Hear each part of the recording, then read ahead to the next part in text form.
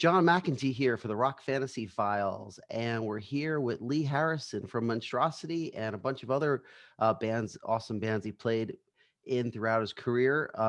As part of our panel, we have Robin Mazen, of course, Amazing Mazen. We have AnneMarie Bowman, Steve Levin. We have Ed Farshty. I'm going to try to get this right. Sharon Bascovsky. Is that Bascovsky? Bascovsky. Yes. Bascovsky. The V is silent. Bascovsky. Oh, I'm sorry. Okay. We should have went over that without the V. And then we have Lee Harrison here. So yeah, it's wanted to say, I mean, I've met Lee. I don't remember. I think it was at some outdoor show. I don't know, 1990 or something like that. It was. You weren't in a Monstrosity yet. You're still doing, I think, Submission, was it? It was right? It was the Biohazard show, wasn't it? In the afternoon party. Yeah, some kind of show that I did in the backyard. The backyard. Yeah. Show. Yeah.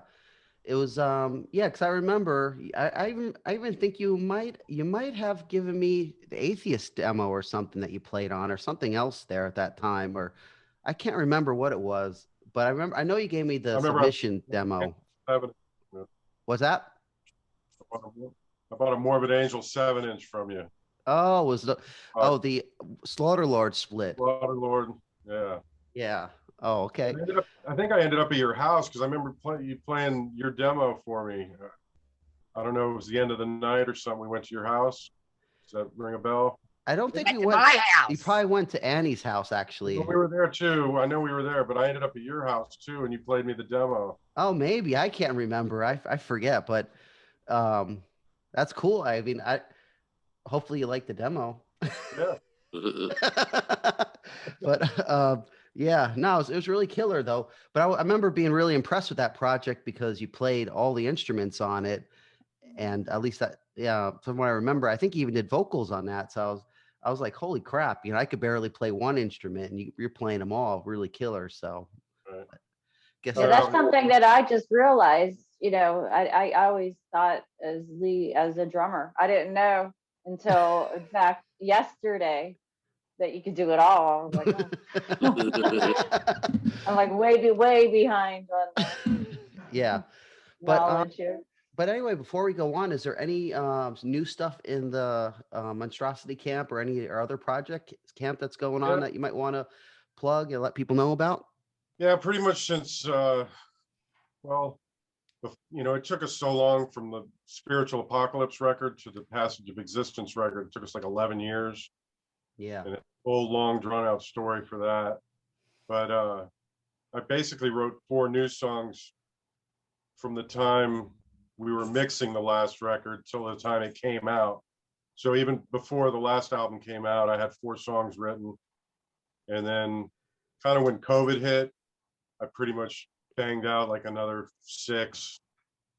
And then I still have new stuff. So I kind of sat on those songs for a while, and I've been pulling them, working on them, and I send them up to Matt Barnes, our guitar player, and he throws his kind of 2 cents on it.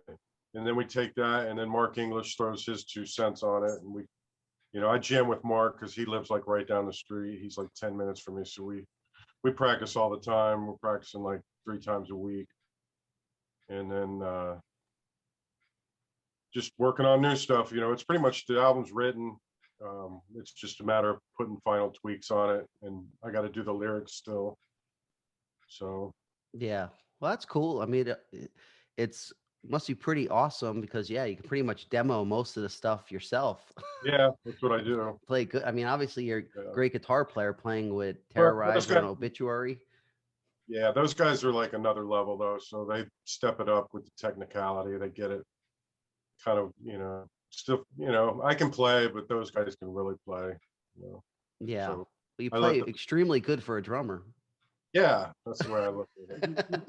And the way I also figure it is that, you got to have the meat and potatoes, so I'm more the potatoes, I like try to, because the easier riffs, and they translate better to the people who are non-musicians, so yeah, some of those riffs, that I, will kind of keep those in there instead of having everything super technical. We kind of try to balance it out, you know, where it's not just craziness all the time, you know. It's kind of like, that's something we learned on our third album, actually after the second album, because the second album was just pretty technical and it just flew over everybody's head, and live. You know, brains can't process that. Yeah, it was just, so with the third album, we tried to do more of a kind of a medium ground.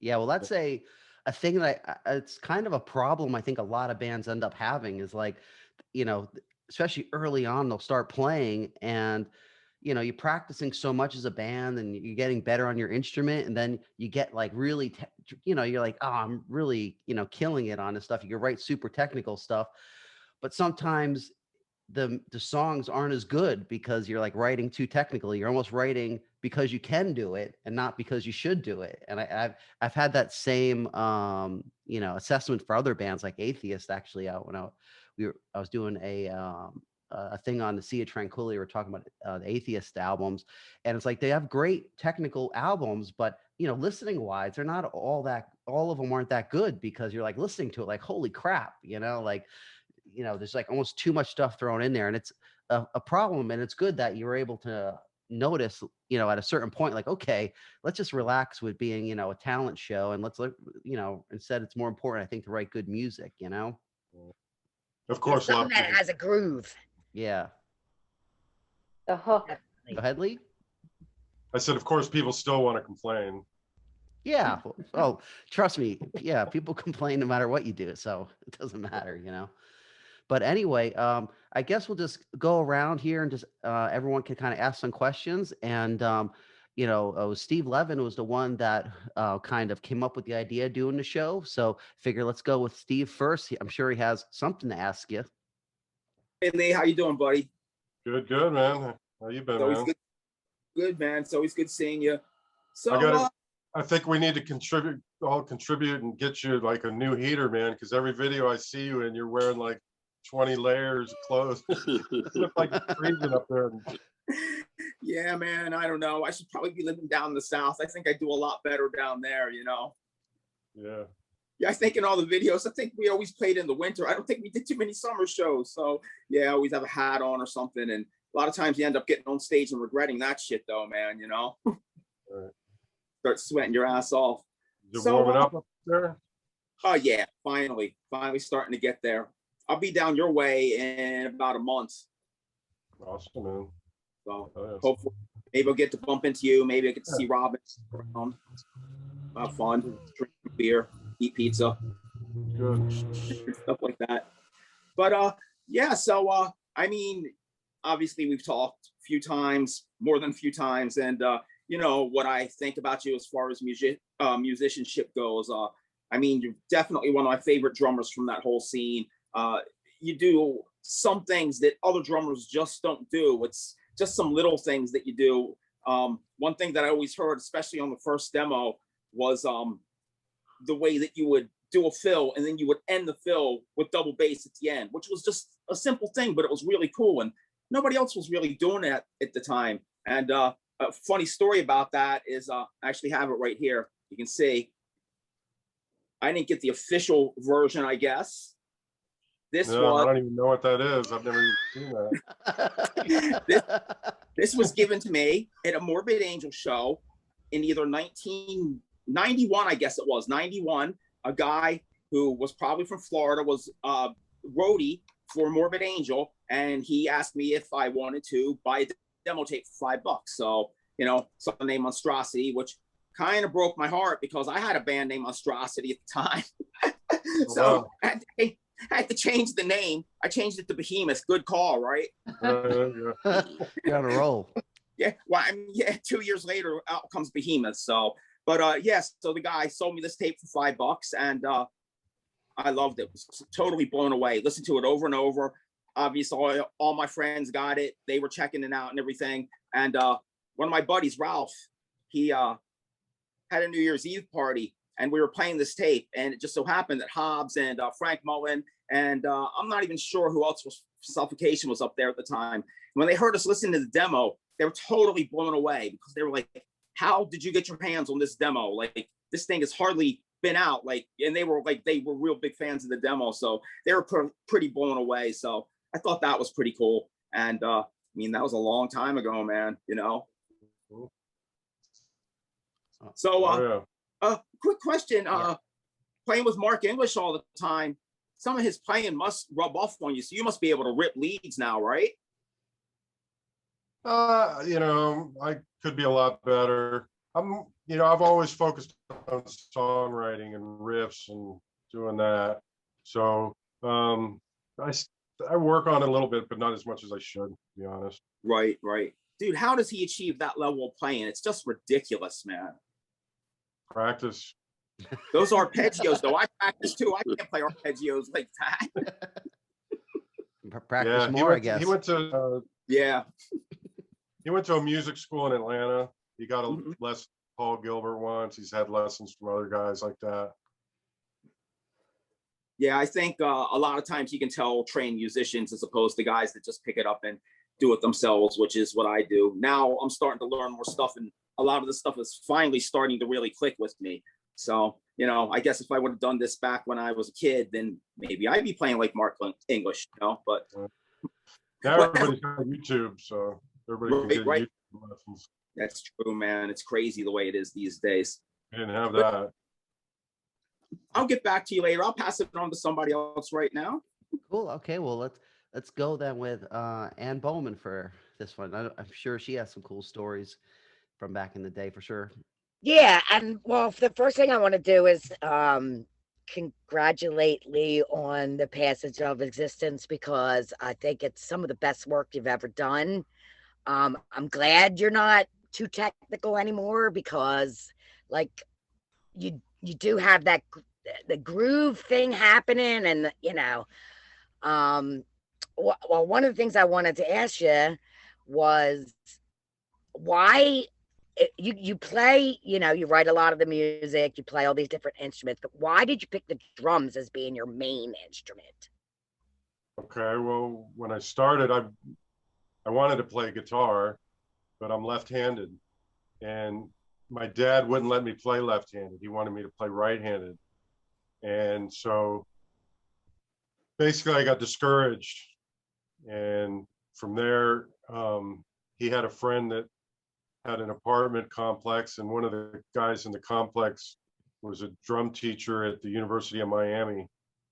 And so somehow I got off on that, and I started taking lessons with him, and that just seemed to click. And then I would also, you know, pick up the guitar that I was from people I was jamming with. So I ended up becoming a right-handed guitar player, and I'm really glad that I did that, because, you know, obviously it's easier, and it just makes more sense. So it just kind of ended up with the drums first because of that, you know. And I actually got lessons as a drummer, whereas with guitar, I just learned a few chords, you know, and everything else is pretty much self-taught. That's probably all you need, pretty much, at least for me. A few chords, learn how to pick a few notes, you know, tremolo pick, and I'm fine. So you were originally from Maryland, was it? No, Miami. Oh, okay. So how did you get to that show? That was my show in New Jersey with that biohazard show. You did stay with us that weekend. Remember, Immolation was there. I got pictures and everything. That was the weekend I met George. Yes. So that was kind of the weekend, you know, George entered my universe, you know. Yeah. And that's crazy, huh? Right. So what happened was I was out of Malevolent Creation, and I was doing my own project where I was playing all the instruments. I did a demo like that, and I was talking with Atheists. Their drummer was going to go to college, but that didn't happen. So that wasn't panning out. And I ran into, you ready? Ted Hartz, and at a Morbid Angel show in Tampa. And basically he was an ex mortis. Yes. Okay. Okay. Yeah. As soon as you said that name, I was in the text room. Yes. Yeah. So that's what I was thinking, that I always was thinking that you were with Ted that weekend. All right. So I was Okay, being, that's why I thought you were from Maryland, because that's where he was from. so Ted and Antar were in a war at the time, and he was trying to recruit me for Ex Mortis. So in the meantime, he got fired from Ex Mortis. So he was going to put together a new band with George. And I told him I'd fly up or whatever. And we went to that show. We went to, what was it, Malevolent Ripping Corpse and somebody else at G. Willikers. Mhm. So Ted picked me up at Dulles Airport, and we drove up to George's house, picked him up, and then we drove up to Annie's house. And then we went to the show that night. And that's when I met Immolation. Met Hellwitch was up that weekend too. Was Hellwitch? Hellwitch was up that weekend. Yeah.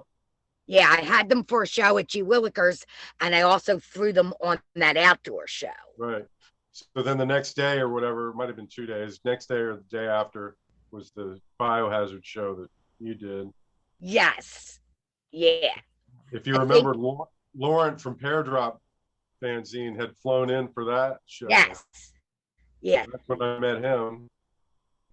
But anyway, so I went back to basically Tampa area, Sarasota, and with the idea that I was going to be, George, Ted, and me. And then Mark Van Earp was in Malevolent, who played that show. He had gotten fired from Malevolent, and me and him are old friends. So I went down and started jamming with him down in Fort Lauderdale. And the idea was that we would bring in Ted and George, and Mark would play bass and I'd play drums. And we had a contact in West Palm Beach, a guy named Ross, and he was bringing Massacre down, and he needed an opening band. So I pretty much signed us up for this opening show before we really even had a band together.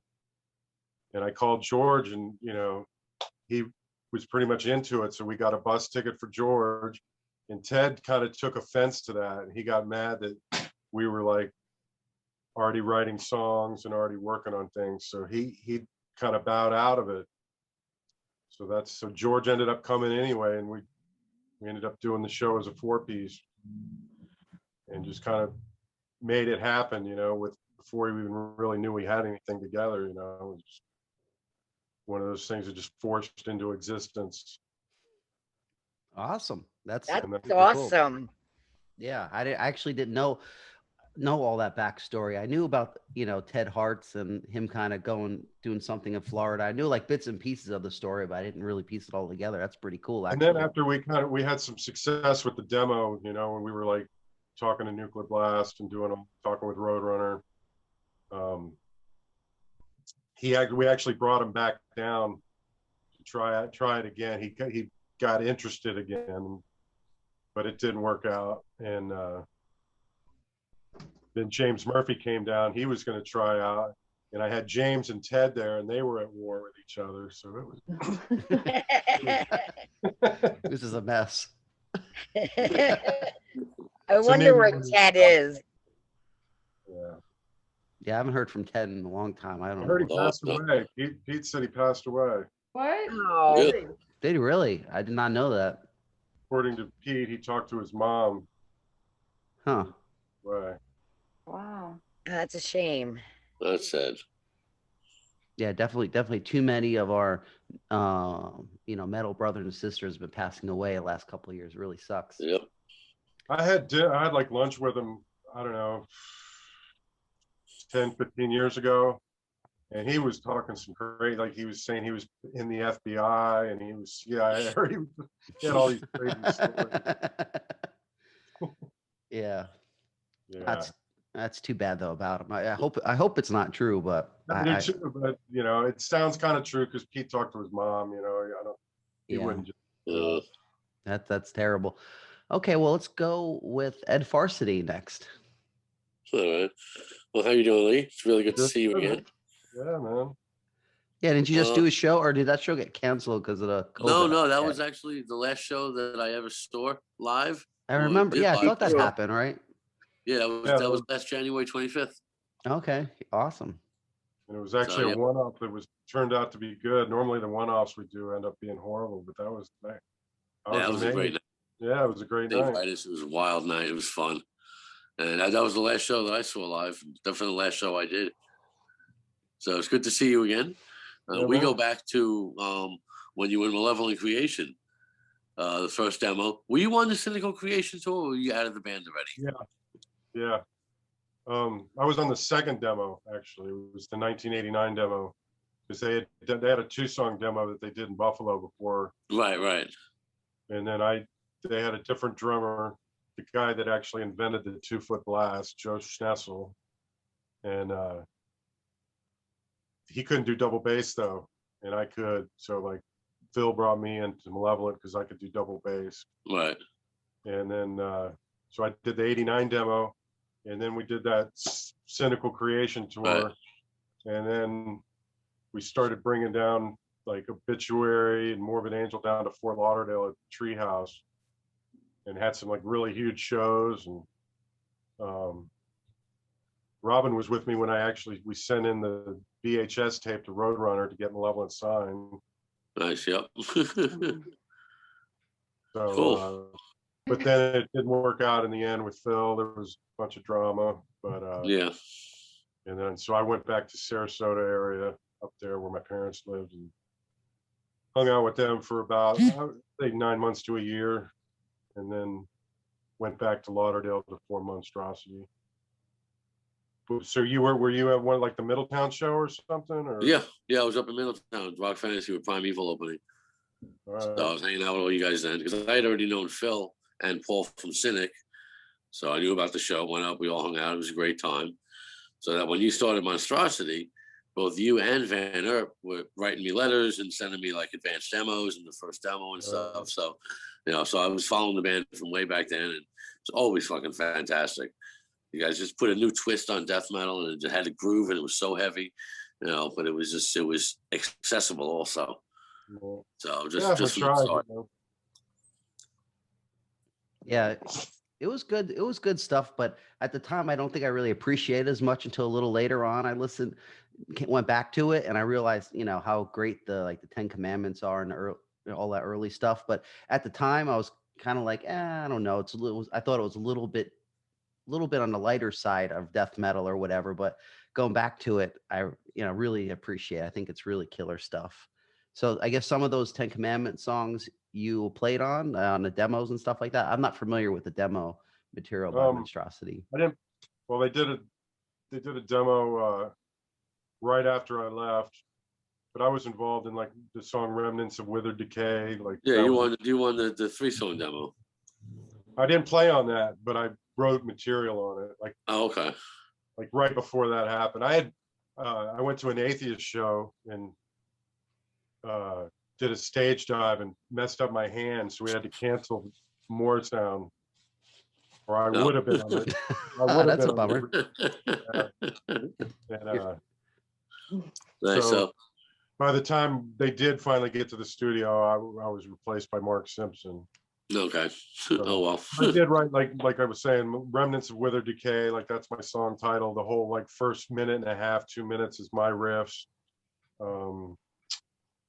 Decadence Within, like me and Phil like wrote that together, like the whole front half, and like that last riff, you can almost hear it's a Monstrosity riff, just the tech, the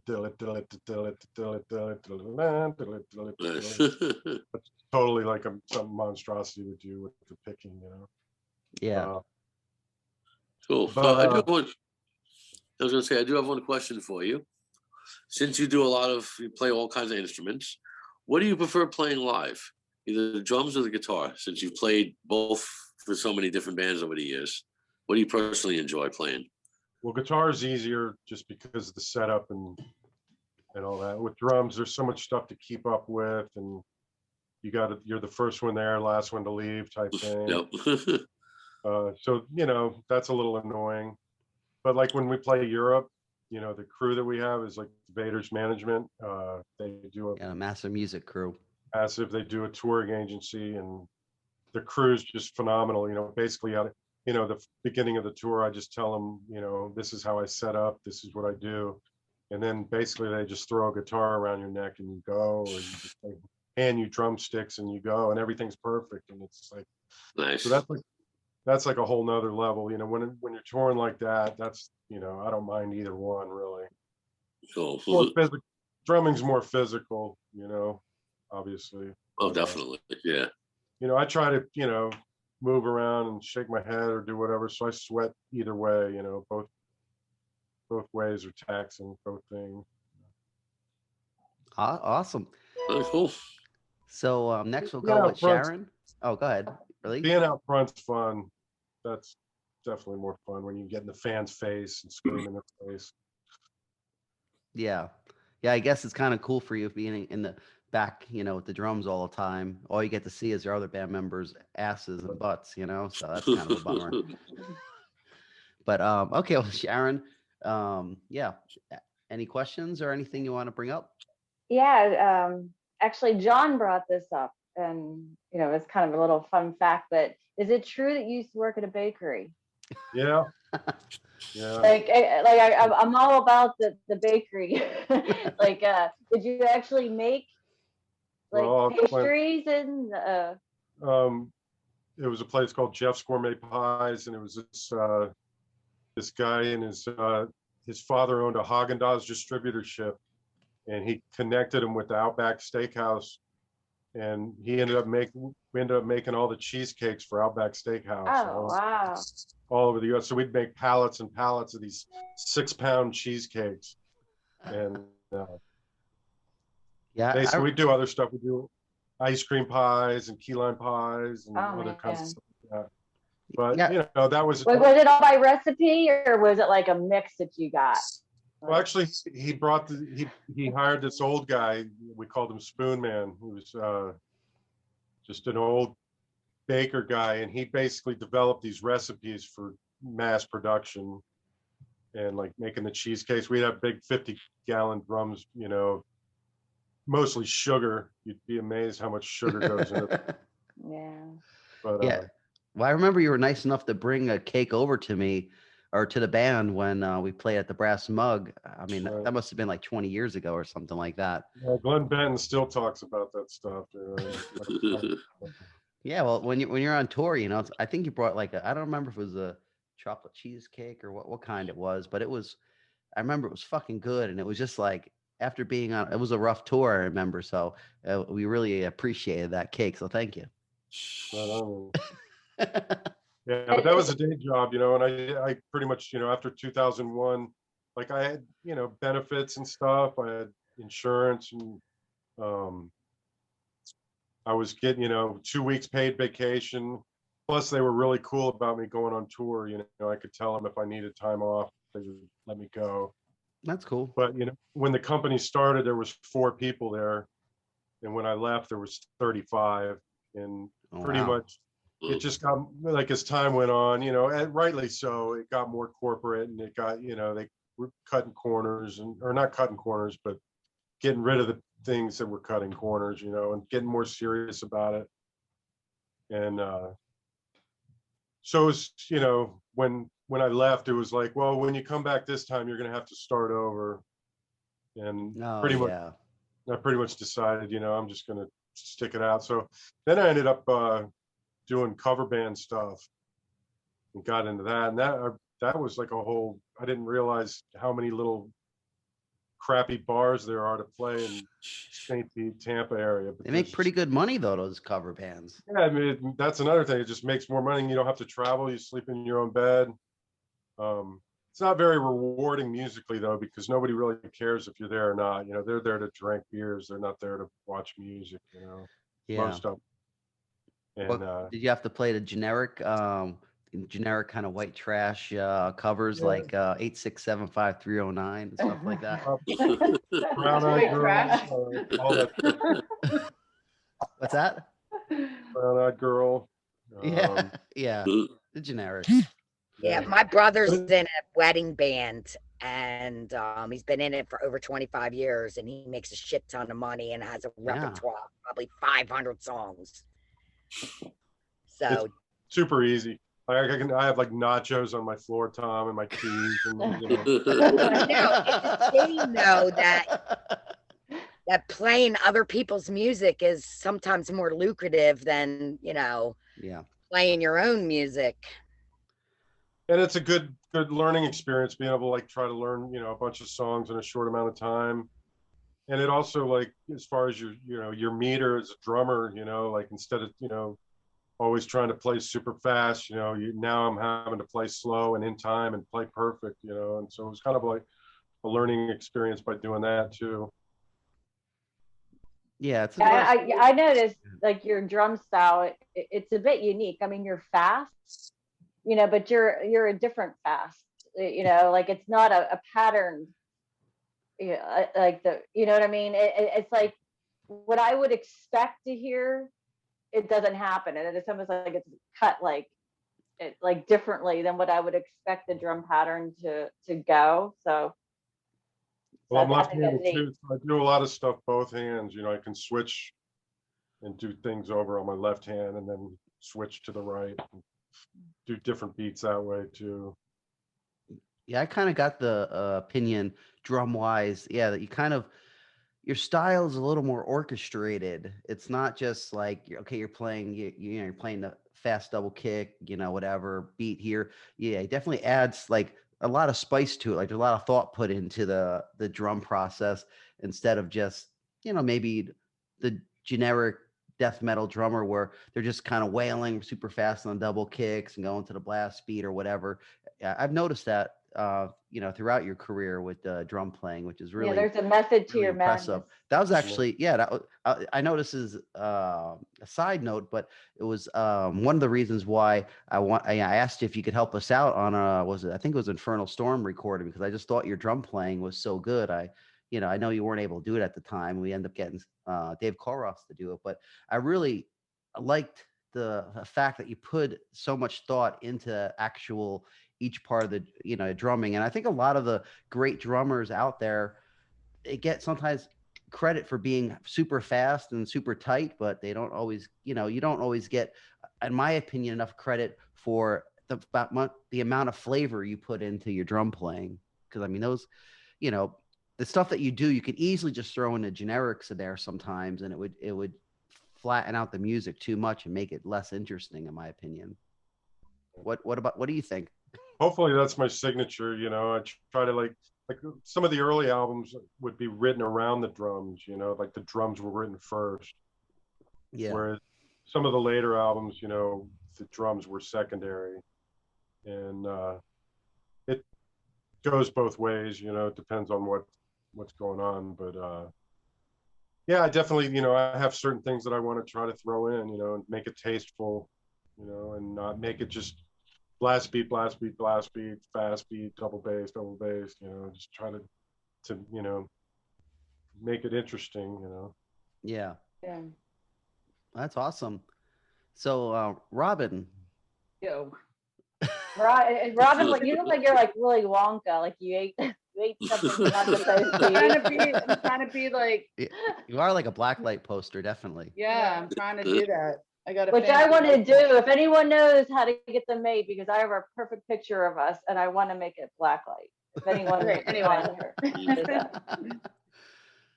we have somebody that can take care of that. Okay. So, really weird. Like, you brought up the VHS tape, like mailing of VHS tape. I kind of remember that. Yes. Like, how weird is that to think back? Like, you didn't send like a cassette. It was like a VHS. Like. Was it was it a video VHS tape, or was it one of those audio VHS tapes? Well, it was Malevolent. They had all these cousins and brothers and all this, like, because they had come down from Buffalo, but they brought their whole family with them. There was like 100 of them everywhere. But we had a built-in crowd, you know what I mean? And the random people that were in the audience, they didn't know that they were related. They just thought that. I hope they didn't hook up. People, they were, we had a good crowd, even if, regardless. So we with Obituary, we brought Obituary down to the treehouse, and we had like a huge show, and the crowd was sick. And in the video, you can see the crowd's just into it. So we wanted Roadrunner to see that, you know, because we were trying to get signed to Roadrunner. And and I remember being with Robin, and we drove up to the post office and mailed that to Roadrunner. It was like a week before I got kicked out of the band. Yeah. Your job was done. Well, yeah, your job was done. You got them signed, right? You're out. But like, you know, it's just weird because I mean, I know a lot of like the history, and I'm trying to. What was the band that you were doing guitar and vocals, and George was playing drums? Sonic Vomit. Sonic Vomit. That's right. Satan's Cock was one of the songs, right? That's a hit. That was a hit, right? Oh, yeah. Whatever had like, is there still? I mean, I think I still have like a tape somewhere of that, but is there like? I was trying to find it. Huh? I got it all. Oh my goodness! I was like, you guys played that show at that. I can't remember where that was. Nobbies. Was that at Nobbies? Oh my god! And then we played with Solstice down in Miami. I just remember like George playing drums. You're definitely a better drummer for sure. But he was fast though, if you remember. I remember. He could blast like faster than I could. Yeah, he was like, he's just like super blast. That's all he could do. That's all he did. It was great. Sonic Vomit. So if anybody wants to check that out, Lee should re-release it. It was... I think I want to hear the Satan's Cock. I want to hear Satan's Cock. Look at that. We all want to hear Satan's Cock. Yes. Bring it back.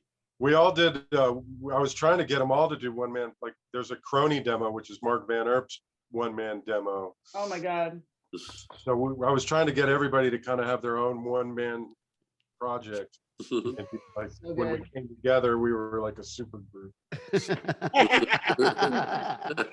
so good. But yeah, it's like, and it's interesting. Like, how do you feel? I have like a lot of, it's like, I have a few questions, but how do you feel like, you know, I know that you loved Terrorizer in the past. Like, how is it playing now with like one form of Terrorizer, and how would you describe your how do I say the words, your would it be incarnation of it or version? Sure, whatever. Exactly. Terrorizer. He knows what you're talking about. Yeah. It's just fun for me, you know, as you can imagine. I learned that album in '94, just messing around with it. And then I guess 2013, I ran into Pete, and he'd come back from Spain after a long time. He was moved over to Spain for a bit, and he was back in Tampa, and just asked him, hey man, I want to, you know, I learned that album years ago, man. I'd like to jam it with you at least once, you know? And so he's like, yeah, man. He's like, I don't even play drums anymore, barely, you know? But next thing you know, we were jamming every week, and we ended up bringing Sam Molina into it and turned it into something, you know? And Gunter Ford got involved, the Morbid Angel manager, and things took off from there. We're playing in Europe and doing festivals and tours, and we did that Caustic Attack album. With that album, I tried to bring it back, you know, because like the second and third Terrorizer album kind of they down-tuned, and they like the drums got more triggered, and so I tried to bring it back kind of to the original album tuning and kind of like more of a natural drum sound. That was kind of the goal. And then you know, I really didn't think it would go that far, to be honest. I just thought it would, you know, we would jam a few times and that would be it. But kind of, I had a premonition of it years before. Same with Obituary. When I jammed with Obituary, it was one of those things where I like almost like saw it happen before it happened, and like I didn't think it would really happen, but it somehow wound up happening, and sure enough, you know. Yeah, that was like cool, because I mean, actually, I think, well, I know you were the first person that ever played me Slowly You Rot back before it was like on the, I want to say before it even actually came out. And I was like, what the hell is this? It was like the best thing I heard. Like, I was like, I remember we drove up to Tampa to that Warehouse show. The Warehouse with Deicide and Amon. That was my birthday. MacDill Air Force Base over by there. That was my birthday. But Yeah. my last question, I Well, don't before know. before you go on, I just wanted to talk about one thing about the obituary gig. How did that come about? Oh yeah, go. I already know. The basically Matt Laporte, who died 10 years ago today, as a matter of fact, he had run into Donald and John at Grass Pop Festival, and they hit it off. And I guess they brought him in to do the Tardy Brothers project, which is their side project. Yeah. And Matt brought me in on that as a side deal. And I've known Obituary since way back in the early 90s, you know. So I kind of reconnected with him through that. And then Matt passed away. And Donald was like, hey, man, do you want to continue with the Tardy Brothers thing? And I was like, sure, you know. So we ended up setting up a show at the Brass Mug, and we rehearsed and played a show. And kind of in the middle of all that, Obituary, which is obviously their bread and butter, had more touring opportunities. And if you remember at the time, Massacre had just gotten back together one of the million times, and Terry was scheduled to go to Europe with Massacre, and Obituary was offered a show in Mexico with Carlo. And yeah, so they asked me if I could just fill in on bass. And so I spent like my whole Christmas vacation learning all the Obituary songs on bass. Well, by the time I got back, the Massacre tour had canceled and whatever happened with that. So Terry wasn't going to, he was going to be available for that Mexico show. And I was like, hey man, you know, can I, you know, same thing with, you know, I learned all those songs, man. Can I at least come in and jam them with you one time just to say I did it, you know, after all the work I did, you know? Yeah. And they were like, cool, you know? So I came in and I actually, you know, I did my homework and played the songs, you know, like I'm no Ralph Santola, I'm a rhythm guy, you know what I mean? Yeah. I'm more like Trevor. So basically you had two Trevors there playing rhythms, you know, but I was playing them note for note pretty much, you know? So he said, well, you know, if you want to come to Mexico, we can bring a fifth guy, you know? So that turned into, well, we're doing a South American tour. If you want to do that too, you can do that, you know? But then they had Kenny, who was like, he had already played with him, but he was doing tech work for somebody else. I don't even remember, Trivium or somebody else. And so he was kind of already in the band, even though, you know, it was kind of one of those fill-in things. But then I got to play drums with him in 2018, where something happened with Donald and he wasn't able to do the tour. So I ended up doing 5 shows in Europe with Obituary on drums. And then 2 weeks later, they called me like the night before and they said, hey man, we need you for 5 more shows in the US. Can you do them? So I had already kind of forgotten. I didn't forget them, but I had to like cram and relearn the songs real quick, you know. Yeah. Played 5 shows with him. So I played guitar and drums in Obituary, you know. Nobody can say that. That's cool. Oh, you can go on, Robin, now. I Well, interrupted no, you. I I'm was sorry. just like maybe a sore spot, but what was it like having, you know, you had George in the band and then Cannibal took him, and then you had Pat playing also and Cannibal took him. Like what was that like a farming band for Cannibal? Yeah, like did you tell him like to beat it, or you know, because I mean, well, if you remember Barrett, he was in Monstrosity too at one point. And Barrett was there too. And he was like 3/5 of Cannibal at one time was Monstrosity. Yeah. It was like the launch. It was just like, oh, we're just gonna go to Monstrosity, and you know. Well, I rented a room to Barrett, if you remember. Yeah, I remember that. So that, you know, so he was here when we were jamming with George all the time. So they were all hanging out. Everybody. I'm sorry. My cat has an actual real mouse, and he just threw it. Oh, I gotta. I'll be back in a minute. It's a real mouse. It's in my house. Cool. Mouse in the house. Maybe he wants to join Cannibal. Sorry. Yeah. So what was that, Lee? So at the time, if you remember, it was the Vile record, Yeah. and they were having problems with Paul. They were saying they wanted me to play on the Vile record. And, you know, but they ended up getting through the recording or whatever happened. So I was never brought in. And then next thing you know, Chris is out of, you know, they were complaining about Chris. I was hearing all the backstory, you know, and George called me one night. He was in Maryland, and he's like, "Hey man, Cannibal called and they asked me to join, and I told them I'd do it." So, you know, I was kind of, you know, and we had just gone through this whole, you know, process of, you know, going through the Imperial Doom, all the BS with Nuclear Blast that we had been through. And we were finally had worked it out, and we were scheduled to go into Morrisound for the second album, Millennium. So we were like finally back on track. So that kind of threw a wrench in the things. But George ended up doing both albums. Basically, he would go to the A room and work with them in the morning, and then he'd come over to the wherever the other room and work with us, you know, after. So he was singing, you know, doing both albums at the same time, basically. But I figured since we had written the stuff around his voice, I figured instead of taking longer and trying to find a new guy and doing all that, we just finish off with George and then buy us time to get somebody else, which is we got the eulogy singer, Jason Avery. But, you know, I'm happy for George. You know, he's successful, and he, you know, for him, I know, like, you know, a real job probably wasn't in the cards.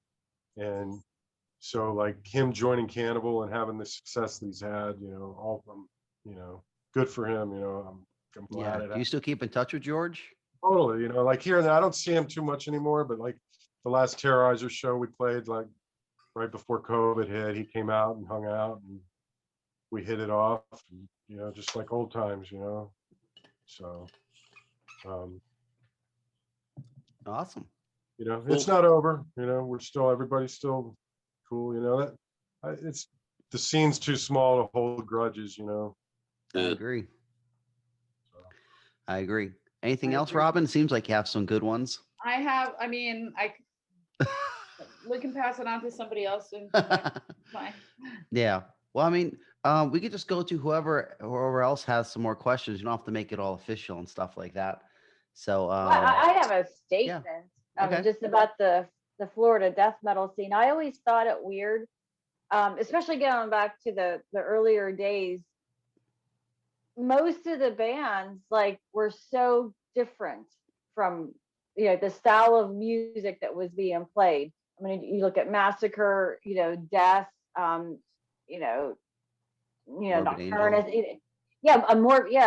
Obituary, they all sound different. Yes, all different, like all different styles of death metal. And I always thought it was strange when people were always like, "Oh, there's that Florida death metal," and I'm just like with Sweden, like when you hear a Swedish band, you know, they all kind of have like the same thing going. But in Florida, it's not. It's completely different. It's not like you guys were trying to copy off each other. It was all like individual, you know, inspirations and stuff.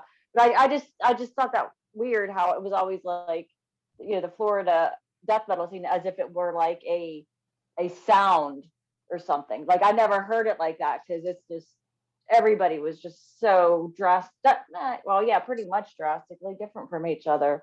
I kind of agree with that, but I think maybe they were talking about, because I think a lot of people thought Morrisound, you had the Morrisound. If anything, it was Morrisound. It was like, they lumped it all together.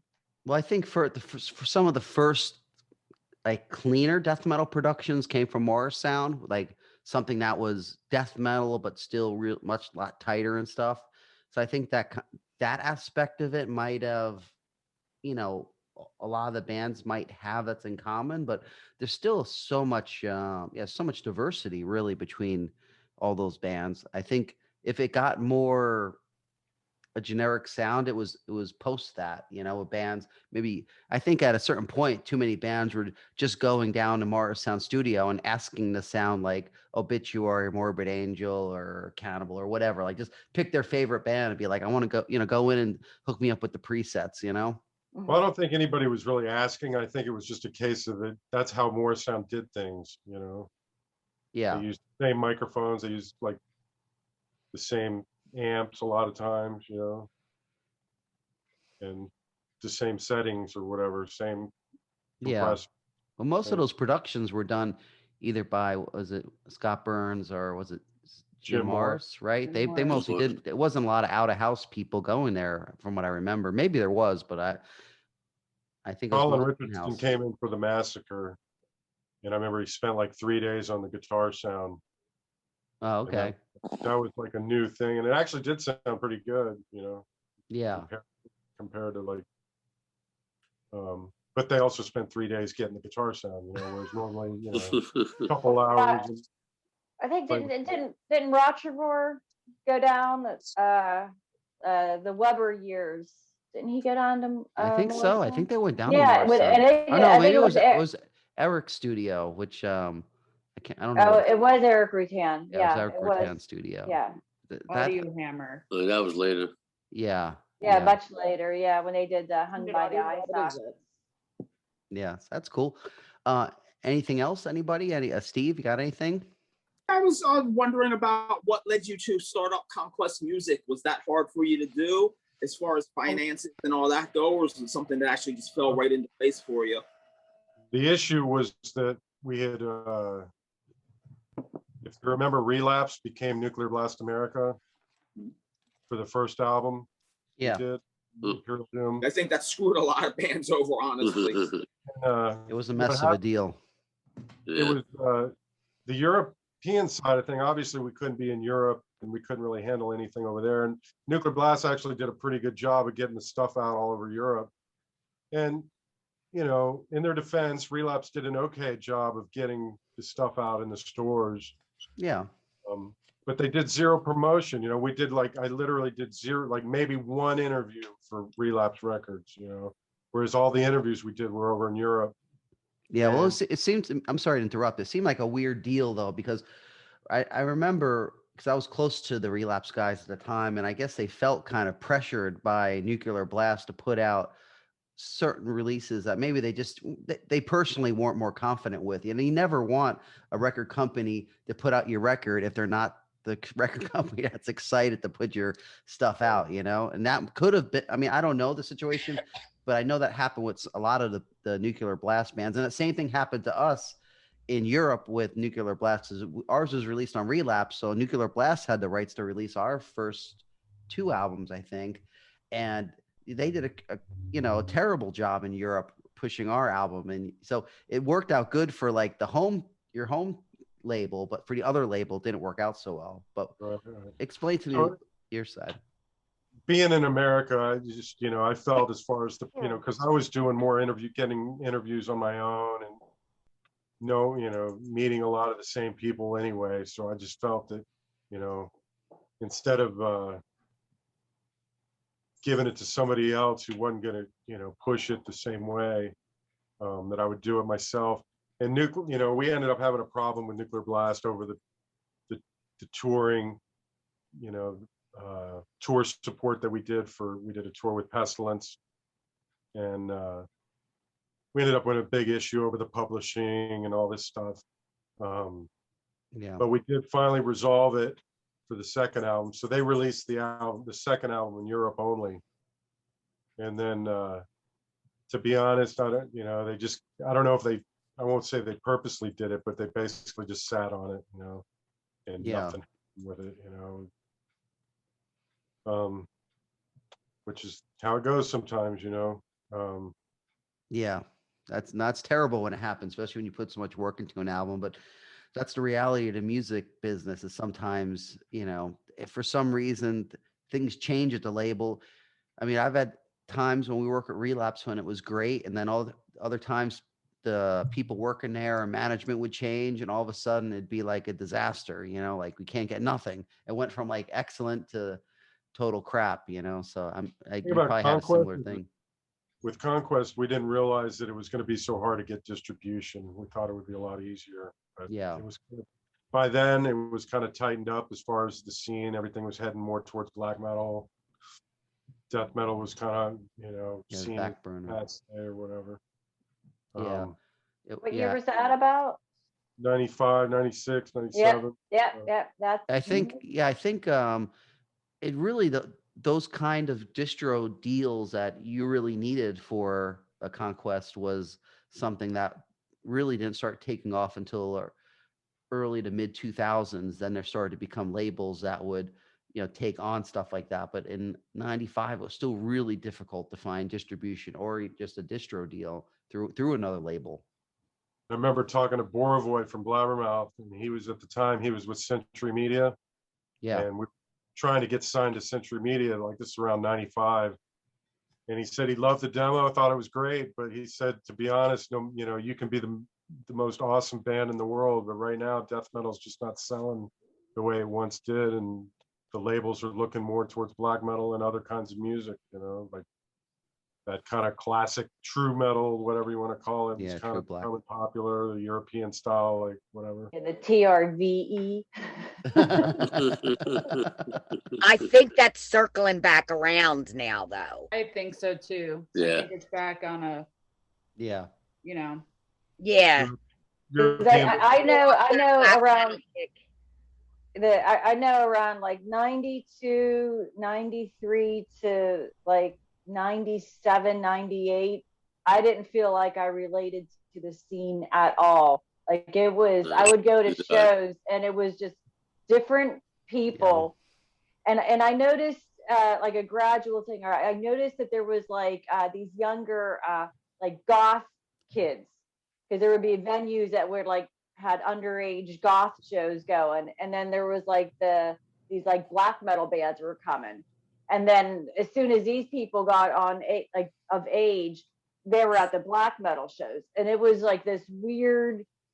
It wasn't like the old school people just were not present at all, and it was just a really weird time, and I felt like a generation gap, you know, because this time I'm already like, you know, 10 years or so older than these people, and I just didn't feel You didn't relate to them. I didn't feel connected to the scene. And it wasn't until Don from Nunslaughter called me up and asked me to get back into it, and that's what he said, that like I said, I don't think, like, everyone's telling me like death metal's like out of style, no one seems to be into it, everyone's into this other stuff now. And he's like, oh no, they're actually, it's coming back, that they're calling it old school death metal. Old school, like Yeah, 5 when years it's just later. death metal to us, you know, but Yeah. Yeah, exactly. And I was like, well, I guess so. And it's just weird. So I still see those trends. So, you know, I still, it's all, I liked the underground when it was really the underground. Now we're mixed in with every extreme metal, and everybody has to be best buddies, and you know, it's a different environment. Well, the internet, I think, changed all that, because everybody is so quick to just the internet. Oh yeah. And you're there, and you know, there's no mystery, or you know, taking your time to go do something. Yeah, there's people. There was like a female guitarist came up like as a suggestion on my Facebook. And I was like, oh wow, like she has like 400,000 likes or something. I never heard of her. I'm like, what band does she play in? You know, so I clicked her out of curiosity. She's just an Instagram girl that plays covers. Yeah, that's popular now. It's crazy, I know. And it's just, Sharon, we're doing this wrong with Dercada. We need I gotta go on Instagram. You gotta be into Instagram. I'm learning "Wish You Were Here" by David Gilmour now. I'm learning that. But I mean, just briefly comment on what you're saying, Sharon. It's a little bit of a difference, because back in the early days it was just all death metal, and the styles, you know, were lots of different styles, but we all just were kind of part of this underground death metal thing. And some bands getting up very organic. And now it's true. different. Yeah, now it's The different though, because RUE. now everything gets split into sections to an extent, and it like separates, and make people try to just do this one particular small style of death metal and base their band around it. When before we were all basically had the same influence, we just kind of took it in our own ways of doing it, depending on what we liked, or maybe our talent level, or just whatever the situation was. Somebody made this comment to me, and I think it's perfect, because I was ranting about some things in the scene, and just like pet peeve type of things, and someone had said that it's almost like they're Civil War reenactors.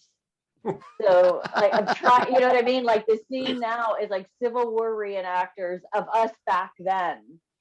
I think that's what creeps me out about it all. Like it's like it doesn't seem how we all were, like. You see, I don't know. I don't feel that. Like I feel like everybody has to start somewhere, and if they're gonna take the older bands as an influence, I mean, more power to the bands that we loved also. Like if they're exposed to a new generation, I'm all happy for that. And me personally, but like it's weird too, because back like 20 years ago, touring used to be like, okay, it was going to be one death metal package, bam, everybody had to be like a death metal band. And then it started being, no, well, we should put like a black metal band and a death metal band and a techie death metal band and on a package to get bigger crowds, to expose different people to different genres of the metal scene. So you always had like these packages, and they, and people pretty much have stuck to that, and that's what's happening now. And I mean, I'm okay with it, because maybe there's a band that I've never heard of, and I'm like, okay, cool, and I'm like, whoa, they're pretty good.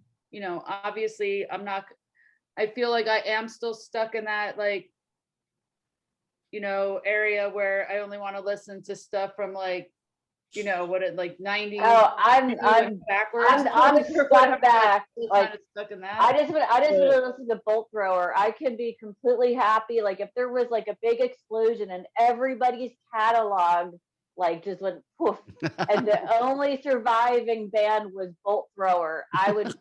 That's what it's problem. Like when they play no problem at all. That's what I mean. If they play Maryland Death Fest, you'd want kids to be exposed to that, to know, like, to be in love with them as well. Well, no, I'm not talking about like turning people into like like growing your crowd or anything like that. I don't mean that. I just mean of their perception of how the original scene was, and trying to duplicate that. Like it's like a replication, and that's the part. It's kind of like, it seems weird to me, instead of just being an individual, your own self, liking metal. You know what I mean? Anyway, to go back to liking metal, we're off track, but it's Mana Studios with Eric, but that's it. Yeah. That's it. So Lee, as far as like, we're going back and talking about metal and music and everything, what is your biggest influence like as a drummer and as a guitar player, or maybe whatever, what's your biggest influence? When I was a kid, like 7 years old, I was into Kiss, obviously. So that was Gene Simmons' Spitting Blood was my biggest influence. That's true. It was Ace Frehley for me, man. Right. Kiss was one of my first, influences too, into heavy music. Yeah. You probably could play some Neil Peart, right? Yeah, of course. Yeah, you seem like the type that could nail that. Every kid on the block had to learn Tom Sawyer, it was like a law. But yeah, just with, as music got heavier and heavier, I got into heavier music, Like, what band made you go, oh, I want to play drums, or I want to play guitar, or I want to play every instrument and sing and etc. Yes. Just Kiss? Like Kiss is like, wow, okay. Well, I was 7 years old, yeah. Yeah. Possessed by him. Well, when did you start playing drums? Like what year was it? 79. Oh, okay. I was playing like in 77, I was playing like spoons and magazines.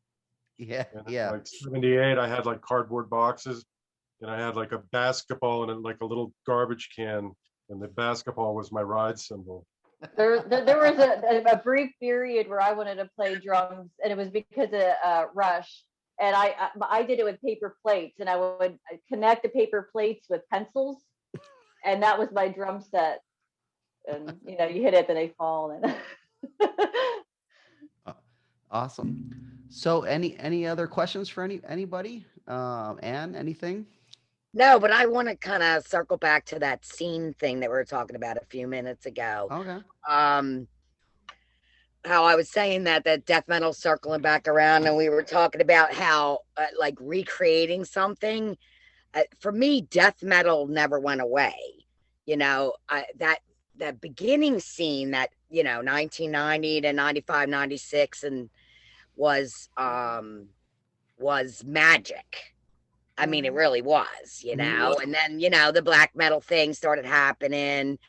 But bands like death metal never went away from me, and shows didn't stop happening. I mean, Immolation toured every other year since 1990. They've never stopped touring. I mean, bands like Vader were coming every other year. I remember going to see Sinister in 1999. Like death metal, the black metal didn't kill the death metal thing.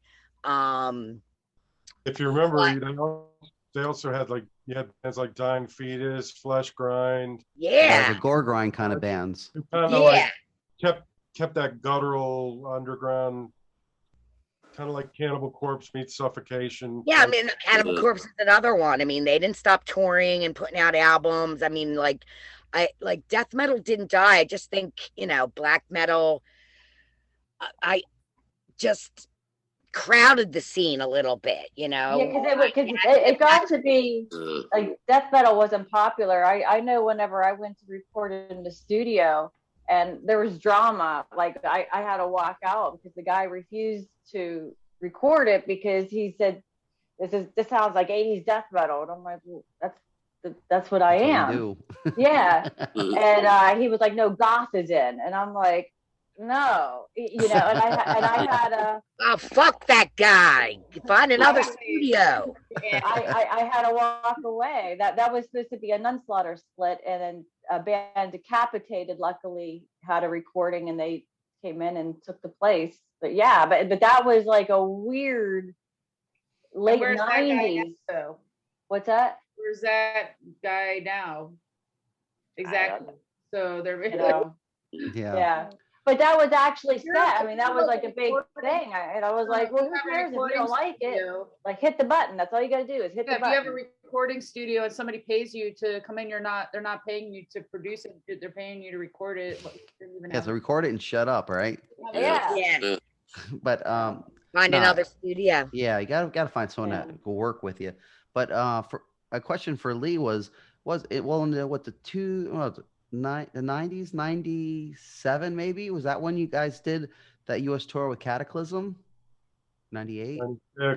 96 was it? Okay. So I remember you stopped over at Kyle's house in Cleveland there at that time. And I think you camped out on our front lawn. Backyard one time. Yeah. Set up a tent and I had an air mattress and everybody else was sleeping on the floor. That's smart. Yeah, that was awesome. That in Johnstown? No, that was in Cleveland. That was in Cleveland. I forgot you used to live in Cleveland. Yeah, I lived in Cleveland for about 4 years. And you had a grocery getter just like I did. What's that?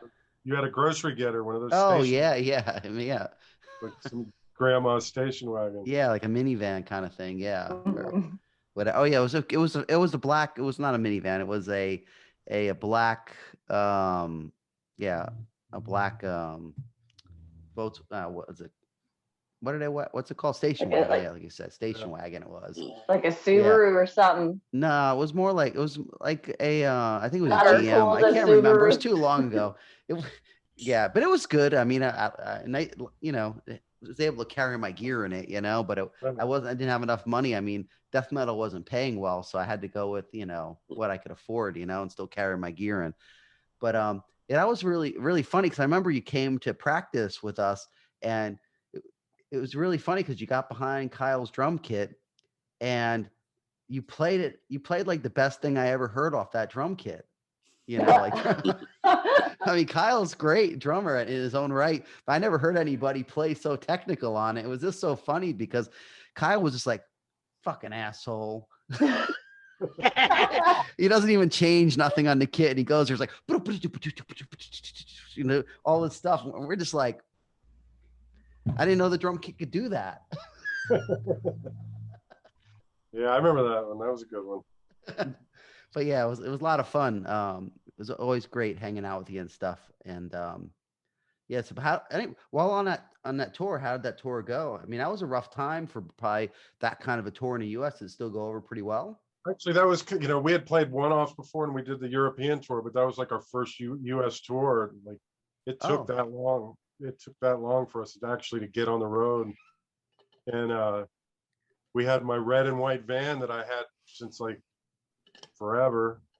And I built a little panel in the back so we could sleep on top and all the gear would go underneath. I remember doing that too. Yeah.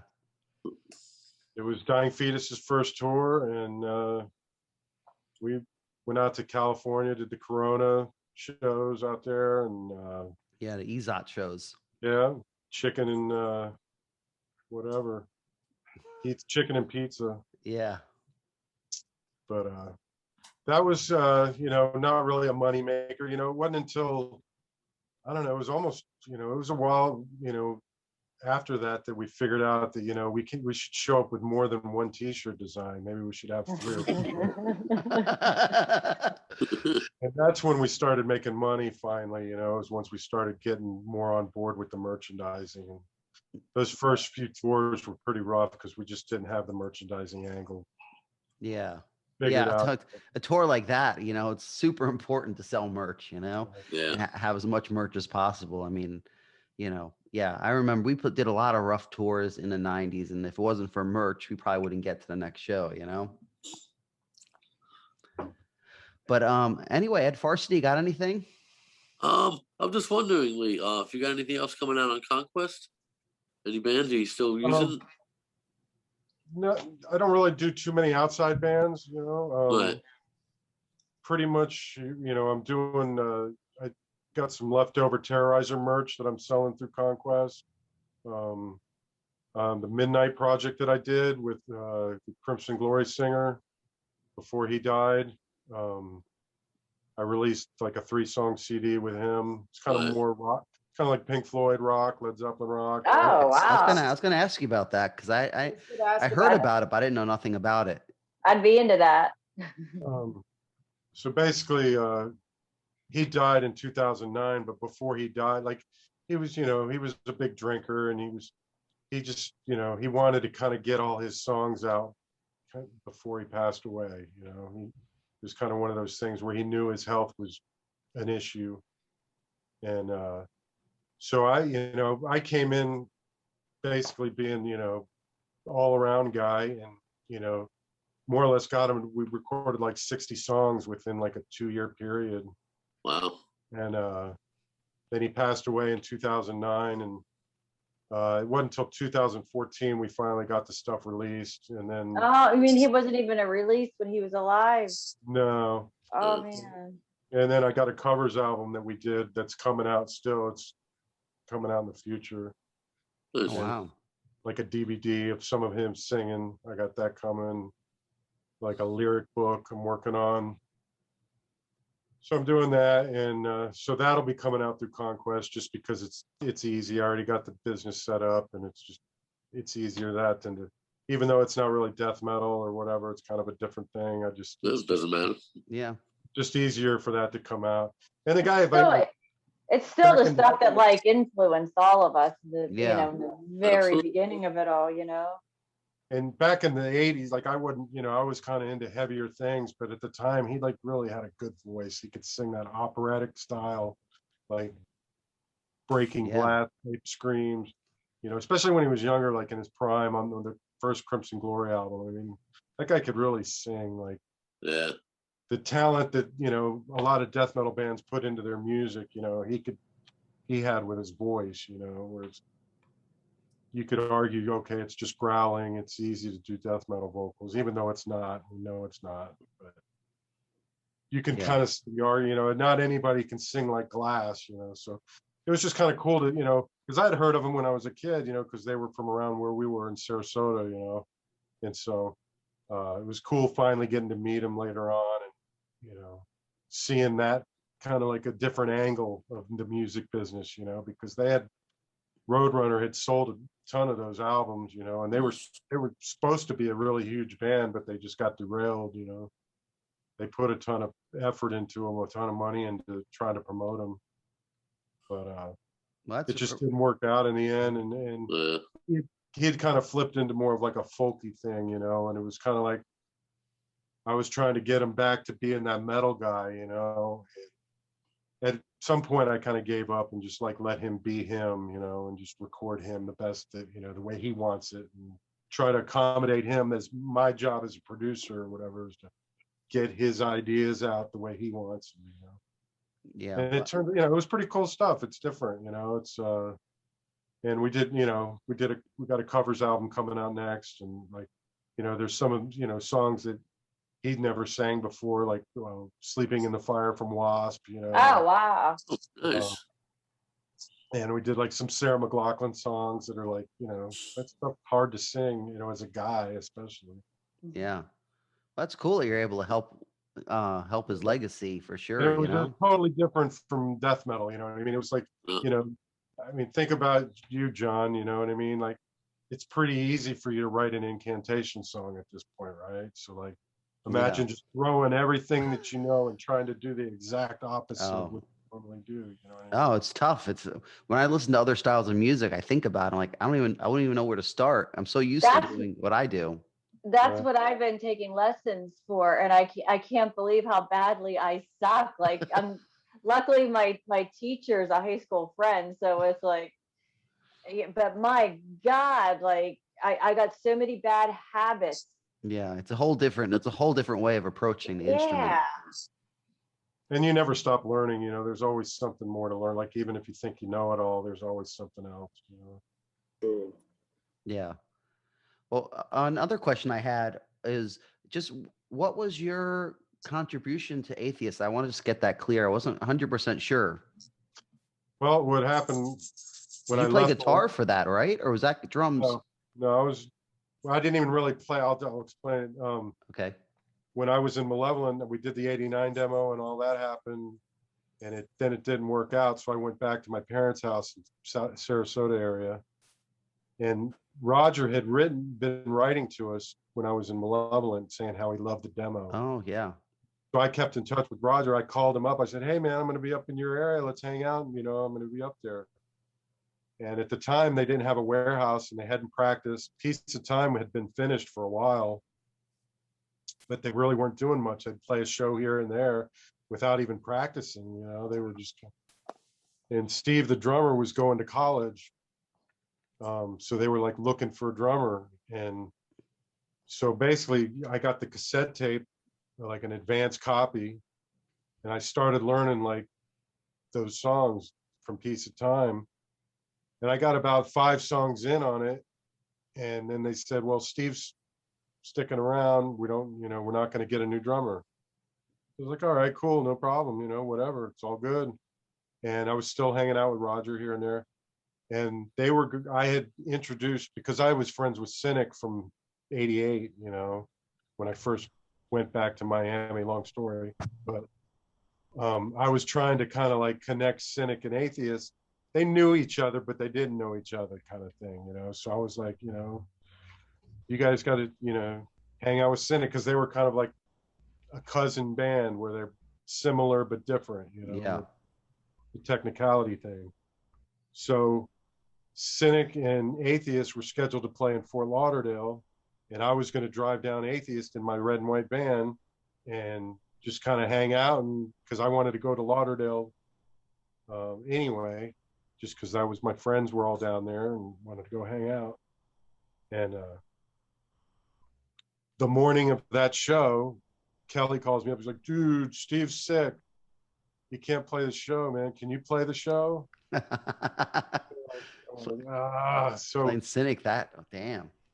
Great, you know, yeah. And then I had already stopped learning the songs because they told me that I wasn't going to be needed. So I was like kind of focused on my other stuff. So basically those 5 songs that I knew, I did pretty good on. And then Roger's brother, Ronnie, who was actually his twin brother, he played a couple songs on drums. And we just got through the show. It was pretty minor. So it was just that one show as a kind of a fill in, and it was pretty much a train wreck show. That had to have been crazy. I mean, Atheist. No practice. I'd never played with him before. Yeah, I mean, Atheist is insanely technical. Even the Piece of Time one, which is the least technical of them all, is still very technical stuff, especially for not practicing with them. Odd They Slay is like the most straightforward song they had. Yeah, that was one of their old Ravage songs that I know.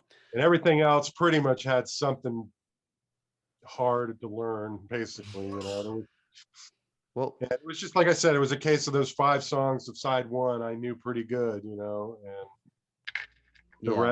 like the last song, No Truth, was just a train wreck, you know, because I didn't know, and I'm just up there guessing.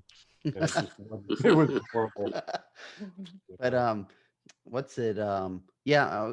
With the Atheist thing, it's really quite kind of sad because that Piece of Time record, when it came out, I thought it was a really great album. I remember getting like an advanced copy of it. I love that album. And I think that was released, recorded in 87 or 88 or something like that. 88. And it's like, it's such a shame that album didn't get released until I think 90 or 91 or something like that, because in my opinion, like the technical death metal landscape might be totally different if more people heard A Piece of Time when that came out, because they were doing a technical thing actually before even like Death and a lot of other bands were going into that.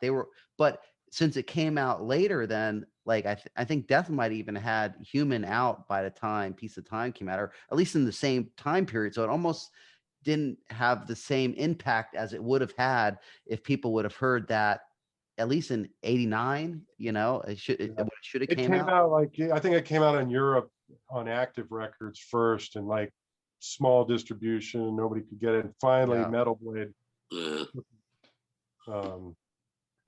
So they had huge problems with distribution, and it was the case that they signed the contract, and the contract was in other people's hands. They really couldn't do anything about it. You know? Yeah, well, it almost mimics in a way the problem you had with the Monstrosity with the Relapse in the U.S., where you didn't quite get the exposure that maybe you needed to properly get the right footing here at the right time, because it would have been way more beneficial, you know, early on when that first album came out, to get that kind of traction in the U.S.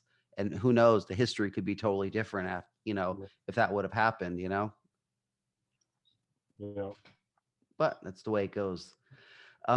Anyway, anybody else have anything? Because I want to get close. We're getting close to wrap up time for this. Robin, I'm sure you have something super cool to bring up too. I'm sorry. No, anybody could. I'm just putting Robin on the spot because she loves it. I know, she was there like, this is you probably can't see this, but this is the flyer for that Dog Days of Summer Barbecue Metal Festival, Saturday, August 4th, 1990. And that do you remember the girl getting shocked? Oh shit, I totally forgot about that. Yeah, some girl got shocked there. Was it Faith or Fear? Faith or Fear was playing or something. And they had like a wet t-shirt contest, and they like poured water over and she got shocked. We're Shocked holding to the put microphone. Oh, t-shirts yes, on. What a because- bummer. Well, yeah, because Wah. everything about that day worked out pretty well, except that the lights we hired didn't show up. And so when it got dark out, the guys brought the lamps, every lamp in their house with extension cords went out, because it was behind Damnability's house, and they had a really big yard. And I'm just so surprised that we pulled that off of the township, But yeah, she almost got electrocuted because we had all those extension cords and everything. And what was that, Lee? Did an ambulance come? I don't remember. Yeah, I don't remember either. I barely remember that. I think they just took her in the house. Okay. I mean, that was, I remember seeing her shaking, like she was. But that was like if there's some people that would say, I'd like to be a fly on the wall the day John McEntee and Lee Harrison and Bob Vignett and Ross Nolan met. And I was that fly on the wall, I guess.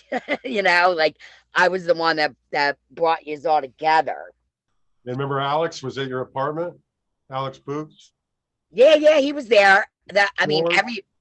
George was there. Yeah, and I forgot to mention that he was there too. Yeah. Chris Campbell. That was yeah. We had that Hell Witch show, I think was Thursday. And then Saturday was that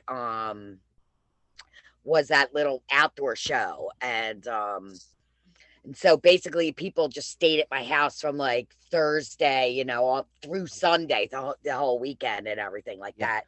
I remember being really excited to watch. Oh, sorry. I was going to say, I was really excited to watch Hell Witch on that. Yeah. I think they went on first because I kind of added them last minute. That Biohazard, believe it or not, were not the headliner. And it was their first show, like out of the New York City area. They went on like early in the day, Yeah. But yeah, that was a great weekend, and all these years later, here I am, still talking to everybody. Lee, Yep. I saw Lee recently when he did that Terrorizer tour like 2 years ago. Nile. Yeah, with Nile, yeah. Yeah. Voltage Lounge or something. Voltage Lounge, and there's like questions whether that place is going to open up again. And I'm hoping it does because I kind of like that place.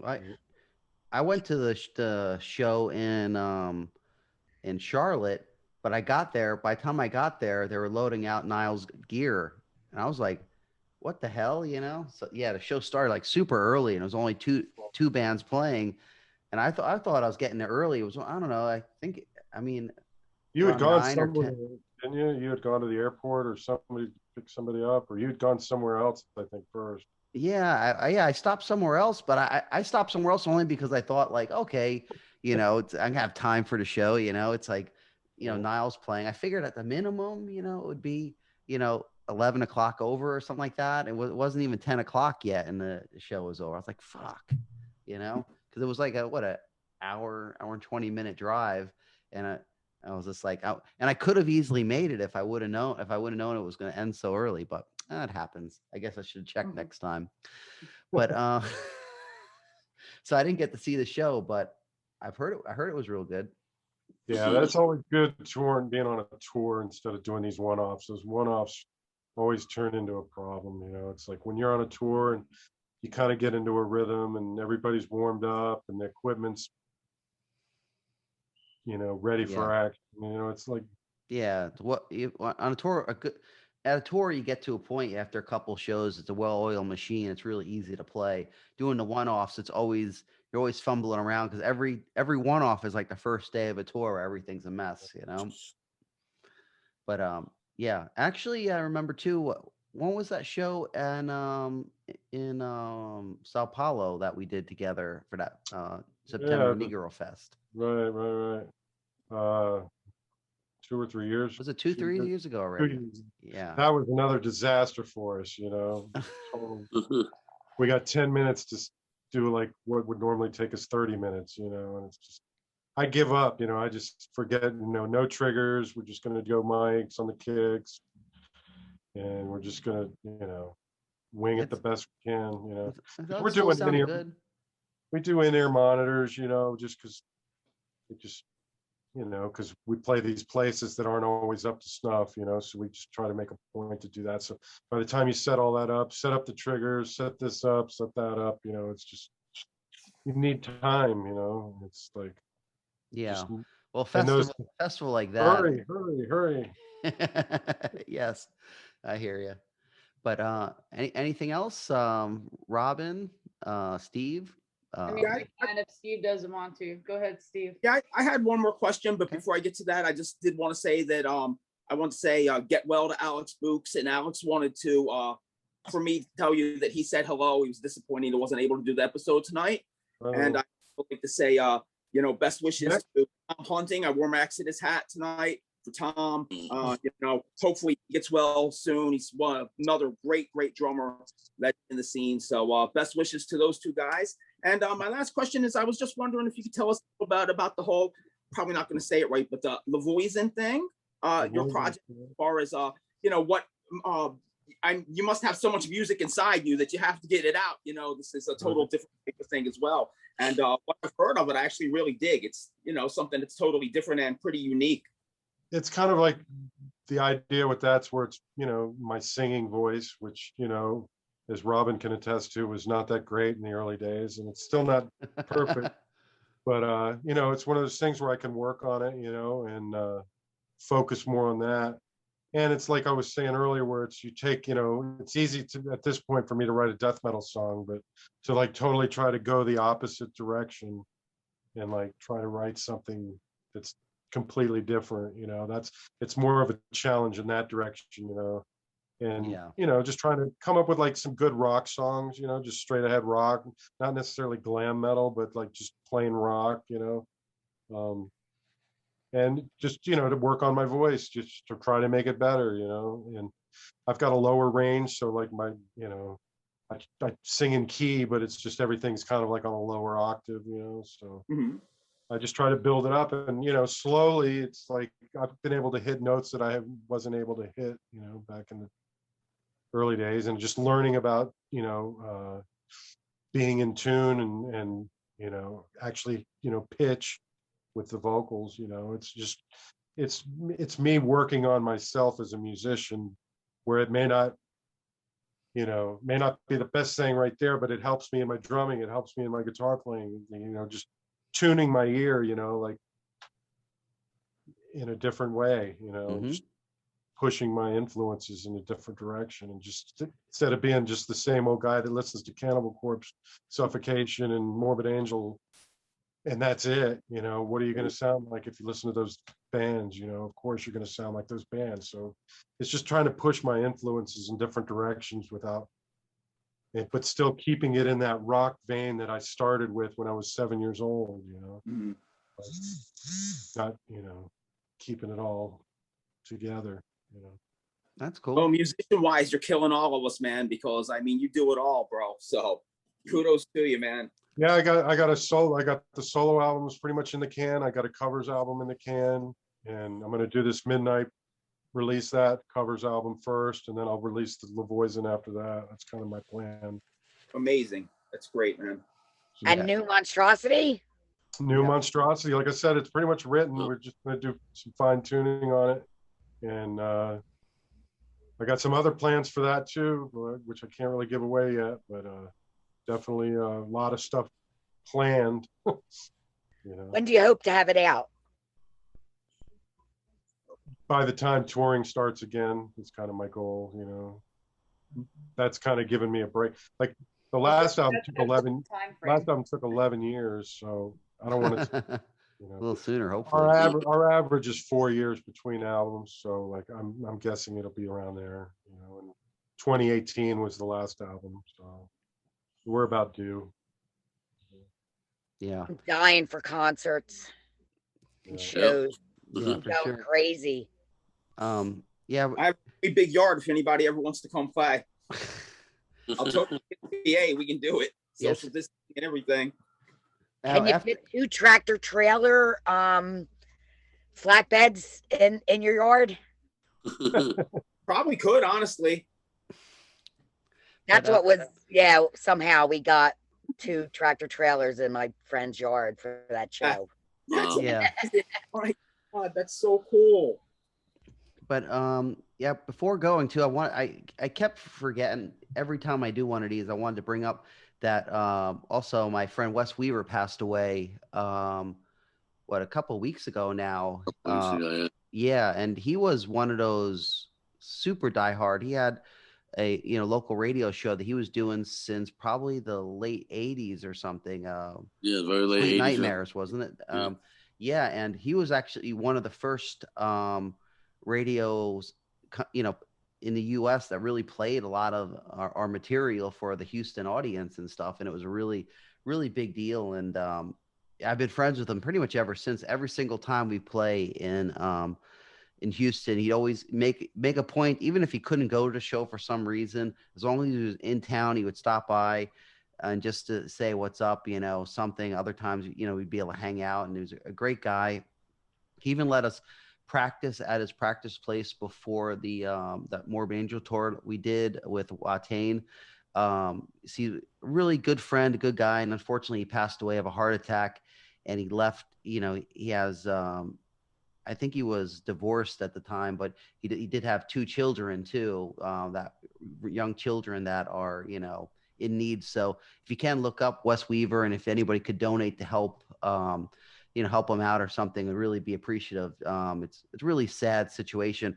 And of course, besides that, the passing of LG is a big one too, that I haven't really brought up either. I always forget to do this because I try to have a good time and not think about all the bad things that have happened, but there has been a lot of really, really bad things.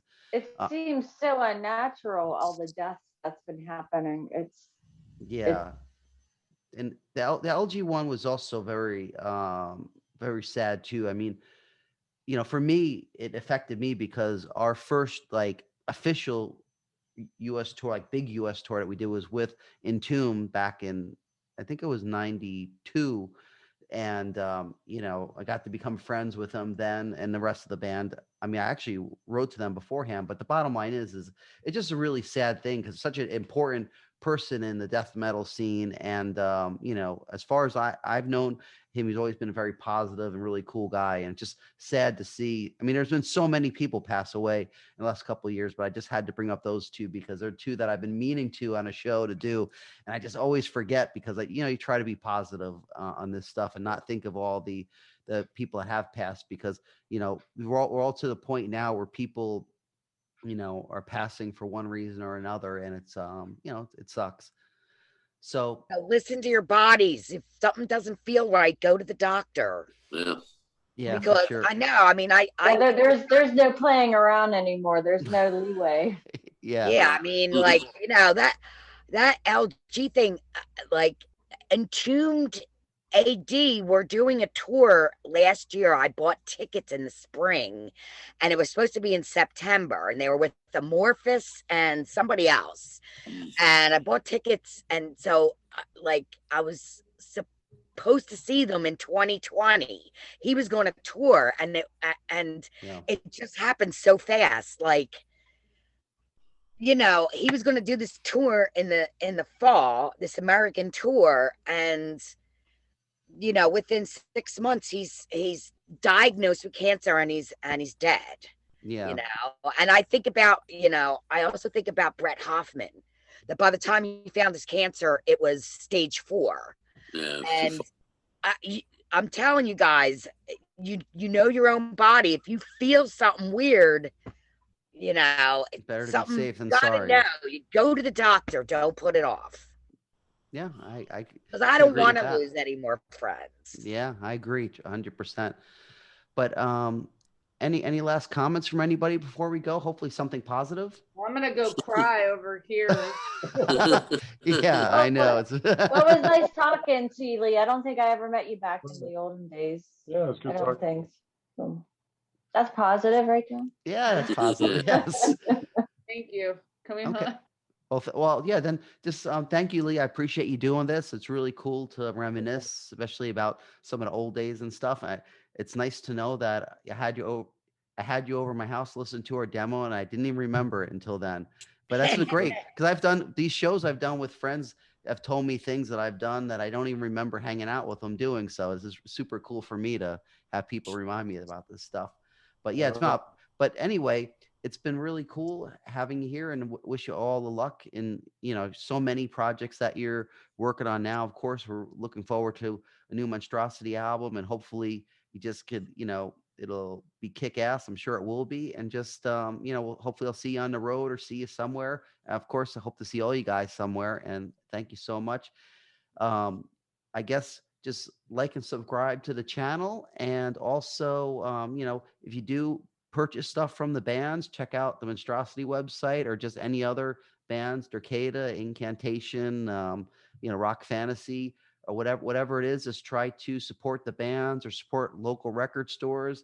Try to keep the scene going, because especially at times like this, people really any purchases you have that go directly to the band or to the record company or even to the record store is a positive thing for helping keeping the scene alive. And definitely when shows get back, go to a lot of shows, because these venues I'm sure are going to be really appreciating the business. So thank you very much, and we'll see you guys next time. So hell yeah. Thank you. Good night. Have a good night, everyone.